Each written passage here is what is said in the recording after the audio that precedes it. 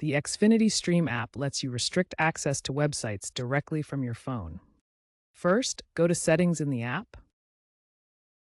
Next, select Parental Controls. Finally, choose Web Filtering. From there, you can manually add website URLs you want to block, like youtube.com, or choose from predefined categories such as social media or gaming. These changes sync across all your Xfinity devices at home. This feature is free for Xfinity Internet subscribers and ties into Xfinity's Xfi gateway for effective, network-wide blocking. Keep in mind that no system is perfect. Kids might find workarounds, so combine blocking with open conversations about online safety. Xfinity's parental controls are always evolving.